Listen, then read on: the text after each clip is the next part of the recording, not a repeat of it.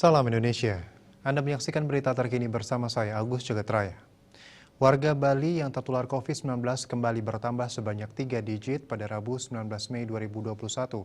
Padahal selama sepekan yang diisi dengan libur lebaran dan peniadaan mudik, dimulai dari 12 hingga 18 Mei, jumlah kenaikan kasus mencapai 2 digit. Warga Bali yang bertambah COVID-19 kembali bertambah sebanyak 3 digit.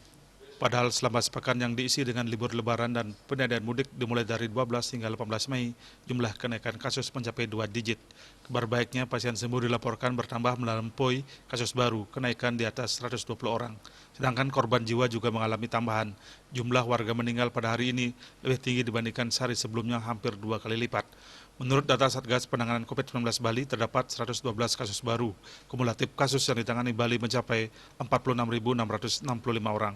Sementara itu, tambahan korban jiwa mencapai 9 orang, kumulatif korban jiwa COVID-19 mencapai 1.463 orang atau 3,14%. Rinciannya 1.458 WNI dan 5 WNA. Pasien sembuh bertambah mencapai 125 orang, sehingga total pasien sembuh saat ini sebanyak 44.193 orang atau 94,93%.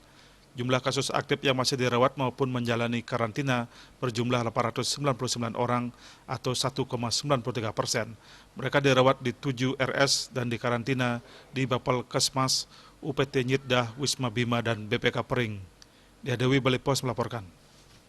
Untuk mencegah penyebaran COVID-19, ingat pesan ibu, selalu terapkan 3M. Wajib memakai masker, wajib mencuci tangan, dan wajib menjaga jarak, serta wajib menghindari kerumunan.